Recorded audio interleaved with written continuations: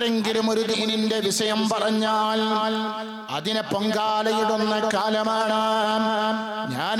ഞാൻ എന്റെ പ്രിയപ്പെട്ട ജനങ്ങളോട് പറയുന്നു, നിങ്ങൾ എത്ര പൊങ്കാലയിട്ടാലോ, നിങ്ങൾ എത്രയതാ കൂട്ടം കൂടി ആക്രമിച്ചാലോ, ദീനിന്റെ കാര്യം പറയാൻ, അതേ ഇസ്ലാമതത്തിന്റെ കാര്യം പറയാൻ ഒരു ചാനലുകാരനും അവകാശമില്ല, ഒരു യൂട്യൂബുകാരനും അവകാശമില്ല, ഒരു രാഷ്ട്രീയക്കാരനും അവകാശമില്ല, ഒരു സാഹിത്യകാരനും അവകാശമില്ല, ഒരു സാംസ്കാരിക പ്രവർത്തകനും അവകാശമില്ല.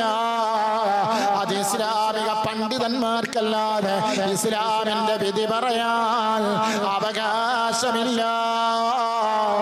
അത് മുസ്ലിങ്ങളോട് പറഞ്ഞുകൊണ്ടേയിരിക്കും. അതേ കള്ള് കുടിക്കരുതെന്ന് പറഞ്ഞുകൊണ്ടിരിക്കും. അതേ സമയത്ത് കള്ള് ഷാപ്പിൽ പോയിട്ട് ആക്രമിക്കരുത് എന്നാണ് പറയുന്നത്. അതേ സിനിമ കാണരുതെന്ന് പറഞ്ഞുകൊണ്ടേയിരിക്കും.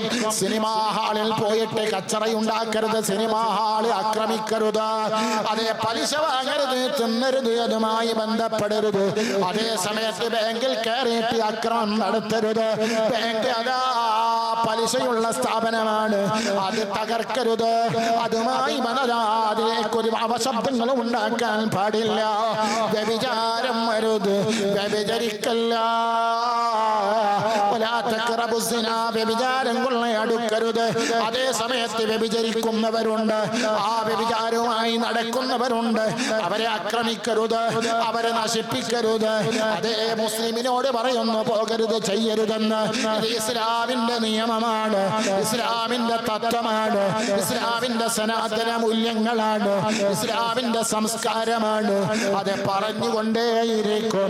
അത് പണ്ഡിതന്മാര് പറയും, അത് സമസ്ത കേരള ജംഇയ്യത്തുൽ ഉലമ അത് പറഞ്ഞുകൊണ്ടേയിരിക്കും കേട്ടോ.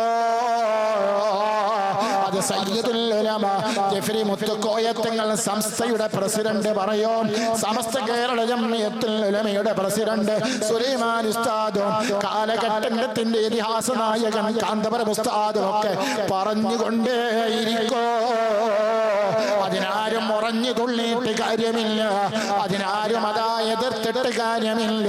അല്ലാഹു എല്ലാവർക്കും നല്ല ബുദ്ധി നൽകട്ടെ, സന്തോഷം നൽകട്ടെ.